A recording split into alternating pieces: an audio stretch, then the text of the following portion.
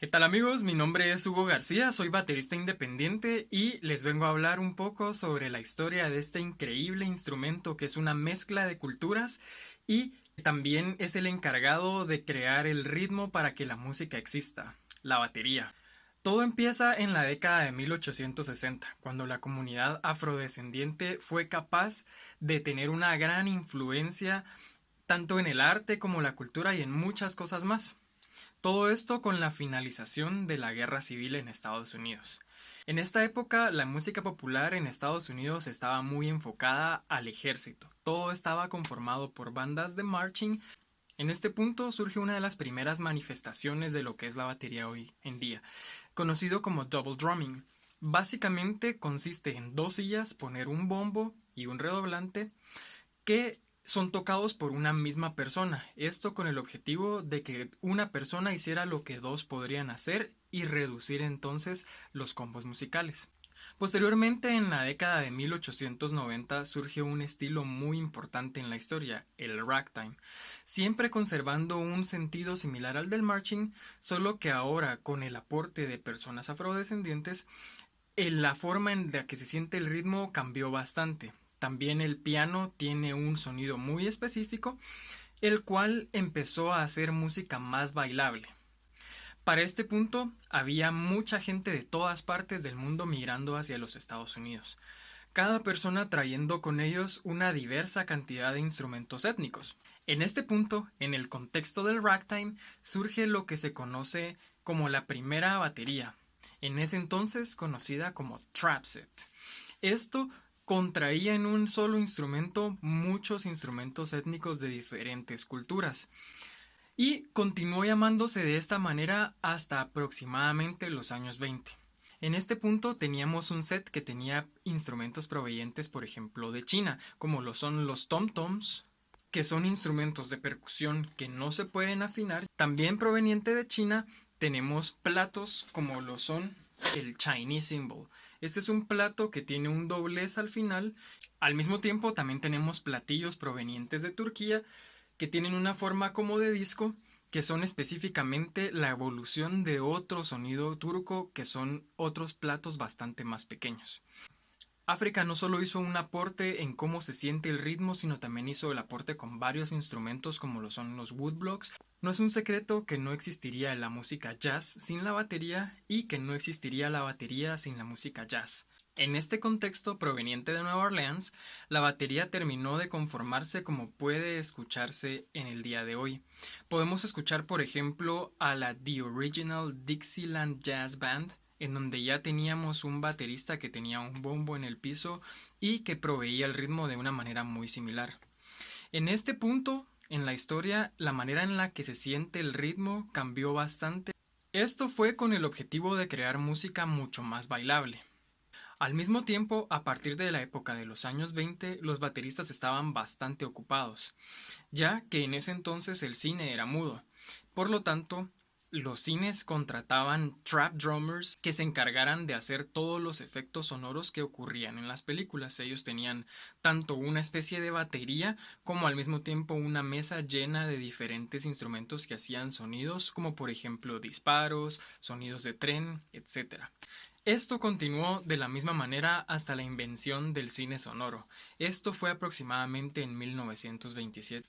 Posteriormente, la batería terminó de conformarse con algunos de los elementos que la conforman en el día de hoy. Por ejemplo, a principios de la década de los años 30 surgió la evolución de un instrumento llamado lowboy, la cual es el hi-hat. Este instrumento básicamente consta de dos platos que al chocar entre sí producen un sonido, esto accionado por un pedal. El lowboy, la cual es la versión anterior, estaba siempre enfocada a estar solamente en el piso y a emitir el sonido con el pie izquierdo. Con el tiempo, esto evolucionó a que los bateristas tuvieran acceso a tocar esos platos subiéndolo al nivel de las manos, creando el hi-hat. Este es uno de los elementos más importantes de la batería, ya que en diferentes estilos es el método principal para proveer ritmo y todos se basan en el sonido de este plato. En esta época también hubo otra evolución, gracias a uno de los bateristas más importantes de la historia, Gene Krupa. en conjunto con la marca Slingerland, ellos hicieron un cambio a los tom-toms. Ya no teníamos un instrumento étnico chino que no podía afinarse, sino lo convirtieron en un instrumento bastante similar a los redoblantes, que tenía una llave de afinación en donde uno puede definir qué tono le va a dar al tambor. En esta época, la época del Big Band, la batería no solo terminó de evolucionar a lo que conocemos el día de hoy, sino también fue una época en donde surgieron bateristas bastante importantes y que eran conocidos como bateristas superestrella, como lo son Gene Krupa, Buddy Rich y Joe Jones, en donde ellos eran el punto principal de atracción de una banda entera. Al igual que cualquier otro músico, ellos tenían secciones específicas en donde tenían solos de batería bastante impresionantes. El jazz big band después evolucionó a géneros como el bebop, en el cual la batería sufrió un cambio. No se le agregaron o quitaron elementos, sino específicamente un cambio en el tamaño y en el volumen que se buscaba proyectar. Las medidas del instrumento se volvieron más pequeñas, ya no tenían que proveer ritmo para una banda grande, sino solamente para combos mucho más pequeños. Esto también tuvo una consecuencia bastante específica en el sonido. Con bateristas mucho más educados en la música, también el instrumento se convirtió en un elemento bastante melódico, proveyendo melodías increíbles como también proveyendo un virtuosismo increíble, el cual fue producto de la evolución de los bateristas de marching. Paralelo a esto, conservando el sonido popular bailable, surge un estilo llamado Rhythm and Blues, el cual es conocido por la aparición de la guitarra eléctrica. En este contexto, la batería no sufrió un cambio muy drástico en comparación con el Big Band.